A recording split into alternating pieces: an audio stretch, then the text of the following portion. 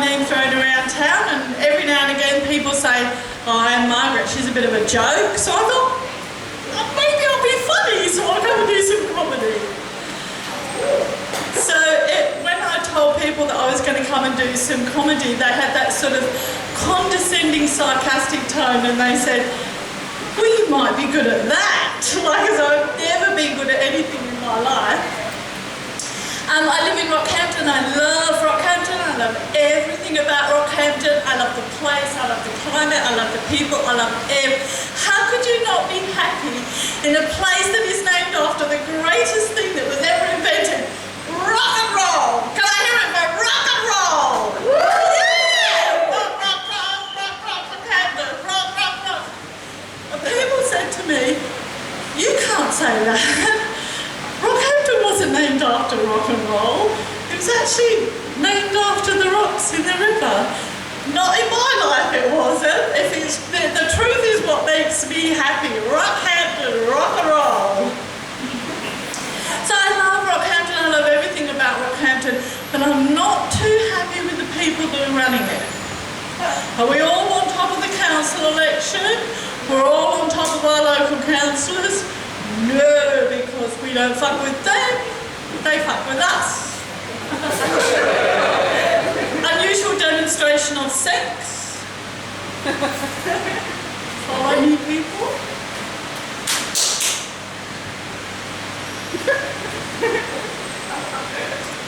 So there's a lot of single people in Rockhampton, a lot of single people. And I don't know when single people said that being single is hard. Being single isn't hard. Being in a relationship is hard every single day. Just do what I told you to do. Just do it what I say. Just do it my way. That's much harder than being single.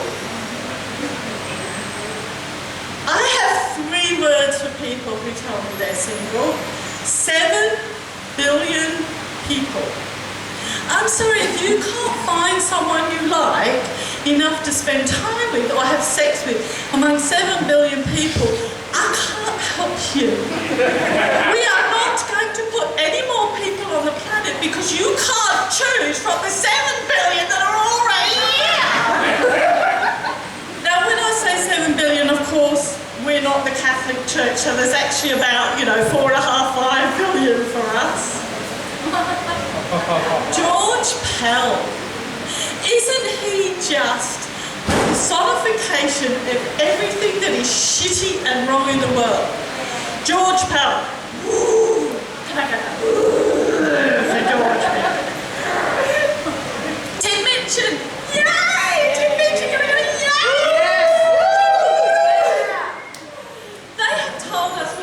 Too long that it's the rebellious, long-haired, radical people that mess up the world. No, it isn't. It's the pious, pompous people that mess up the world. George Pell. Oh, Tim Minchin. Yay! George Pell. Oh, Tim Minchin. Yay! Rock and roll on my own pantomime.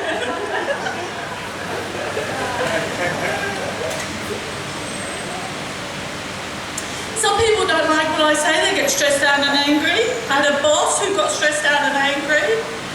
I went into work one day and he said, I'm sick of you. All you do is you come in here and you mess around. That's all you do, you just come in and mess around. You're the messer. And when he said that, the whole place went quiet. The clouds opened. A beam of light came down from the heavens and choirs of angels began to sing. A voice spoke. As it was, as it is, because God was actually working on the railways at the time. As it was, as it is, as it shall be, she is the Messer. Now, it was at that time that I realised that Optus is actually the carrier between heaven and earth. Because what God had actually meant to say was, she is the messenger. But I think it's very important in life to get to know yourself, to know who you are and accept who you are, and I am the messer. I am not a violent person. If you upset me, I will not hurt you, but I will mess with you. One of my friends recently upset me. I was not happy. So I went round to her house and I took one of each of her shoes.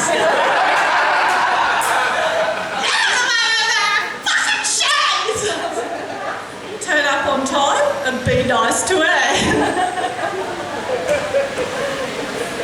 So there's a lot of stress around, a lot of stress and mental health. People are really amazed that there's so much poor mental health around.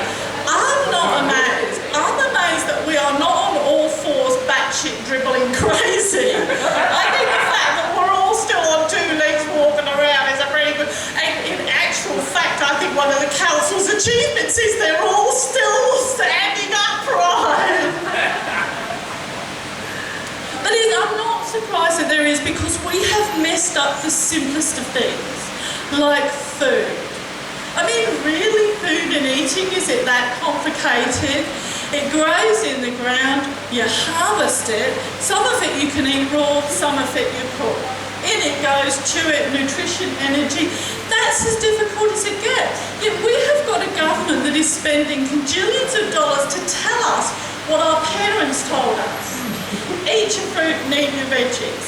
If you are 25 years old and you cannot work out a nutritious diet, go join the single people, because I don't got nothing to say to you. And we've got a fast food on every corner. We've got the government spending a lot of money, and we've got this thing, cooking shows are entertainment. Cooking shows aren't entertainment, they're punishment. When I was a child and you were outside and you fought with your siblings or the neighbourhood kid, you'd be dragged in by the ear and you'd be made to go where your mother invariably was in the kitchen, and she'd be cooking a meal from scratch and you'd have to sit there in the kitchen because you weren't allowed to go out because you'd been naughty. It was punishment. It's still punishment. It's not entertainment to watch someone cook. But the exception to that is Jamie Oliver. I like a bit of Jamie Oliver. I like his lisp. I like his enthusiasm. I love his little zester. Right? But I've written to Jamie and I said to Jamie, "You're doing well, Jamie," because he needs to know that. You're doing well, Jamie, but there is some advice I'd like to give you. I think you could do something further to encourage people to greater levels of understanding food and nutrition.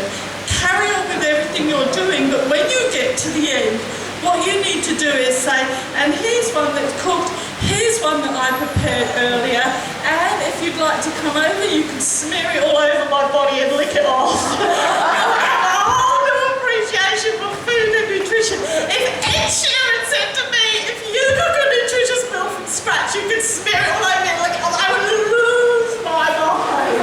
Then if the security guards around the cold storage,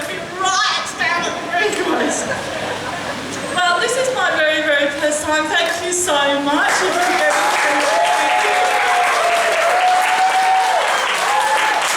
And in the truth that makes us happy, you guys can all now say, I was there when our Margaret lost her virginity.